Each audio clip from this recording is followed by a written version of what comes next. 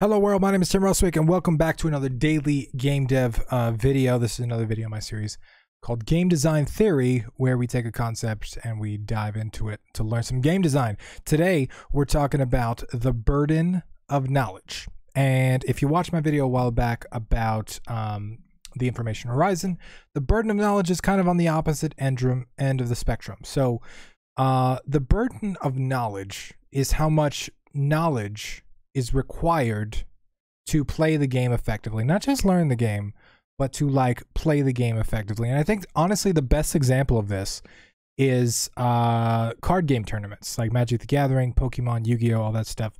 I don't know if you've ever been to one of those, but I used to go to those places all the time. I've won Yu-Gi-Oh tournaments. I've almost been regional championships of Pokemon. If I could go back in time, maybe I would. Okay, Dark Blastoise and Steelix decks for the win. But these games are very complex games, right? They have a very simple rule set most of the time. Yu-Gi-Oh not included. Yu-Gi-Oh got crazy. But what makes these games complex is not the rule set, it's the components inside the rule set, right? So Magic the Gathering, it's got like a land mana system where you put these cards in your deck and you play them one per turn, and then you use those for energy to power up your other monsters, right? Pokemon's got energy, same thing. You play a Blastoise or whatever on top of your War Turtle, and you put a water energy on it, and you got to do that for 4 turns in order to get this enemy to do that, or the character to do its attack or whatever. Now, if you've played these games in tournaments, you'll notice that like a lot of play between two opponents happens based purely on the visual recognition of the cards, right? So you can always tell the inexperienced person at a tournament by like the dude that has to like touch your opponent's cards all the time and read them. What does that do? Oh, okay. Okay. Wait, hold on. Pause your turn. What does that do? And we all know that person if you ever been to a tournament, because nobody really likes that person, right? We want to play the game, and this person, especially with Corona, it makes you double guess, second guess all this. Like, hey, don't be touching my shit, man. Getting the virus on my card sleeves. But there's a lot of knowledge required in tournament play, right? You've got to know what each individual card does, and you're talking about hundreds of cards. And as you play this game, especially competitively, you start to learn all these different cards, and then you start to recognize them only by their image, right? So if someone plays a Blastoise, you get that. You know what Blastoise does. You remember it. Like, and then you start to even be able to go further and like loop them into decks, right? That person's got a mill deck. That person's got a brute force deck. That person, like you get all these different concepts. But as a beginner, it may be easy to learn the game, but there's a lot of burden of knowledge in playing that game, right? The worst is like in board games when you're playing with somebody and your friend's teaching you a game, and then you're playing the game and okay, oh yeah, and there's this rule I accidentally forgot to tell you. It totally works out in my favor right now, but it's not on purpose, I swear. You're like, damn it, man. That's a rule that I needed to know, because if I would have known that, right, then I could have made a different move. And that's what burden of knowledge is. It's not so much how much is required to get started, right? And it's like the sum total of knowledge required to learn the game. And now burden of knowledge, it's good and bad in a way. And I want to kind of talk about some of the contexts when it's good and when it's bad, and kind of like how to use it effectively for your game design.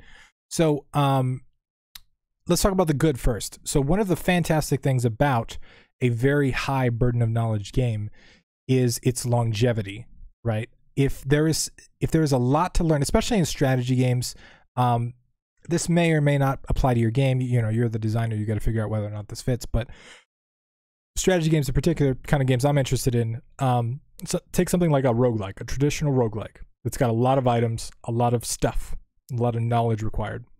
Burden of knowledge is high in those games. A lot of those games get less fun once you've experienced all the stuff, once you understand what everything is, right?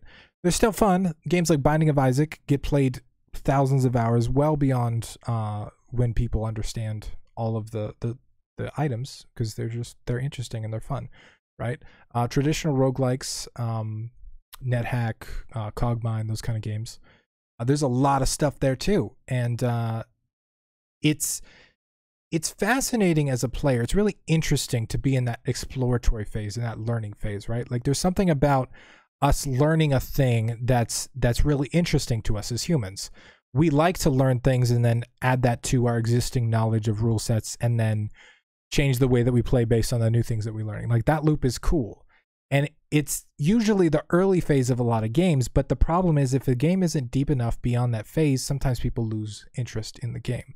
So the good part of the burden of knowledge is that higher burden of knowledge can mean, not always, but it can mean that players stay engaged because that exploratory phase of the game, that understanding, that experimentation phase lasts longer, right? And this is assuming you've got good usability in your game and all that stuff. If you have high burden of knowledge but nobody knows what the fuck's going on, like you've got your own issues, right? You've got usability issues, you've got learning issues, you've got onboarding issues. But it can be good, right? You can have a lot to learn, and that can be a good thing, right? Because it can keep that exploratory phase going. The bad side of it is it can be extremely intimidating. Now,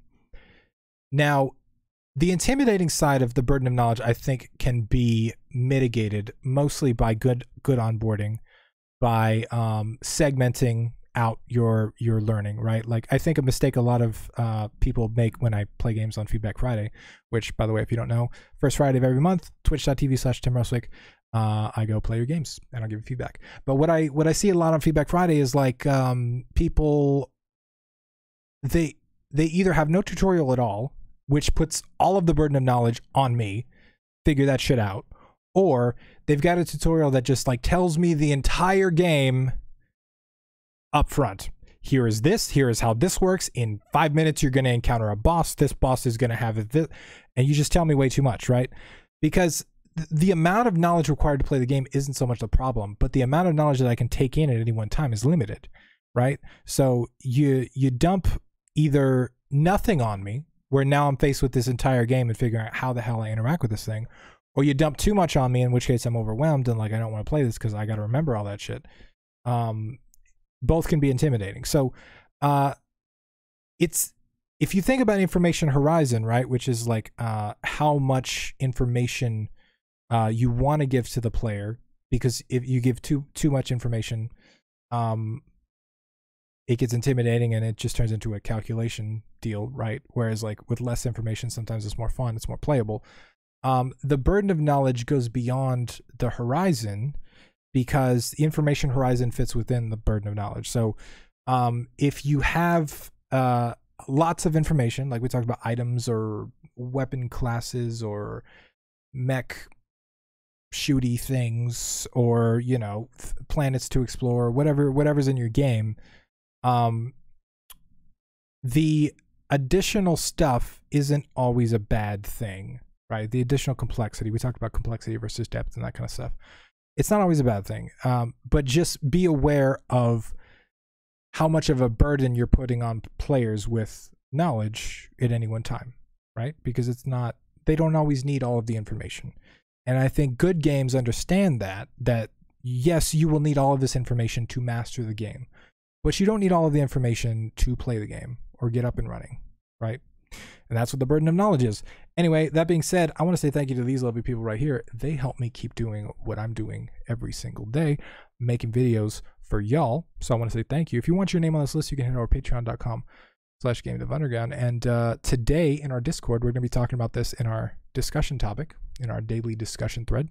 So head on over there, say hi, and let's talk about some game design theory. Leave me a comment. If you don't want to go to Discord, that's fine too.